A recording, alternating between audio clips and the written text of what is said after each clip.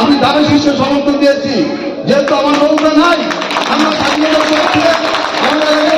বলবো আমরা শেখ ফরিদ আহমদ মানিককে যদি আমরা জয়যুক্ত করতে পারি, আপনারা যে আশায় আমাকে নির্বাচিত করেছেন, আমি বিপক্ষে খবরটা আছি।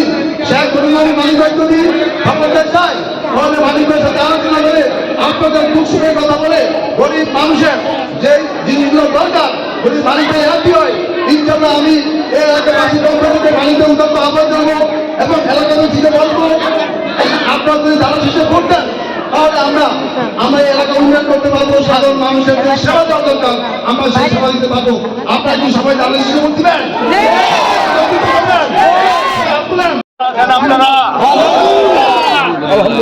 আলহামদুলিল্লাহ ফ্যামিলি কার্ড দেওয়া হবে, সেখানে দল মত নির্বিশেষে যিনি গৃহকর্ত্রী উনি একটা ফ্যামিলি কার্ড পাবেন। নিশ্চিন্তে থাকতে পারেন যে অনেক সময় অনেকে অনেক কথা বলেছে যে দলীয় লোক না হলে। আমি ধানের শীষ মার্কা মানিক ভাইকে আমি সমর্থন দিয়েছি এই কারণে, আমার এলাকার উন্নয়নের জন্য। যেহেতু আমি একটা সংগঠন করি, আপনারা জানেন, বাংলাদেশ আওয়ামী লীগের আমি মনোনীত চেয়ারম্যান ছিলাম। যেহেতু আমি আরো 2 বছর, আমার মাত্র 3 বছর গেছে, আরো 2 বছর আমার ক্ষমতা আছে।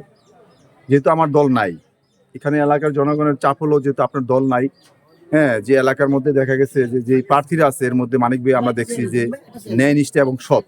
আমার জানা মতে বা আমার এলাকাবাসী যারা আছে, হ্যাঁ, সাধারণ মানুষ সবাই বলছে যে মানিক ভাই খুব ভালো মানুষ, মানিক ভাই খুব সৎ মানুষ। তাদের পরামর্শক্রমে আমি মানিক ভাইকে সাপোর্ট দিয়েছি, সমর্থন দিয়েছি। হ্যাঁ, যে এলাকাবাসীর কথা হলো যদি আপনি মানিক ভাইয়ের সাথে মানিক ভাই যদি জয়যুক্ত হয় তো মানিক ভাইকে নিয়ে এই এলাকার উন্নয়নের স্বার্থে আমি মানিক ভাইয়ের সাথে কথা বলতে পারবো।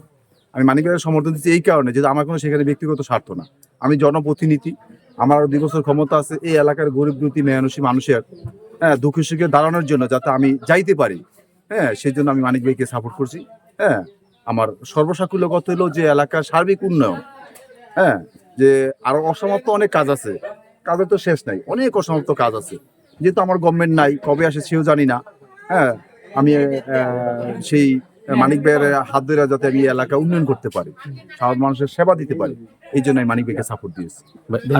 এটা দীর্ঘদিন থেকে আমাদের পরিকল্পনা চলছে, যেহেতু আমাদের গভর্নমেন্ট থাকাকালীন এই পরিকল্পনা চলছে, যেহেতু আমার গভর্নমেন্ট সেই কাজ সমাপ্ত করে যেতে পারে নাই, যেহেতু আগানো কাজ সামনে যে আসবে, হ্যাঁ, আমরা তার সার্বিক সহযোগিতা কামনা করি। সেই জন্য আমাদের এই নদীর পাড়ে যে রাস্তাটুকু 26 কিলোমিটার রাস্তাটুকু যে ক্ষমতায় আসবে সামনে, আমার শ্রদ্ধেয় মানিক ভাই 36 কিলোমিটার, হ্যাঁ 36 কিলোমিটার রাস্তা, আমরা আশা করি মানিক ভাই যদি ক্ষমতায় আসে, হ্যাঁ, মানিক ভাই ইনশাল্লাহ রাস্তাটা করে দিল আমাদের, আমার দৃঢ় বিশ্বাস।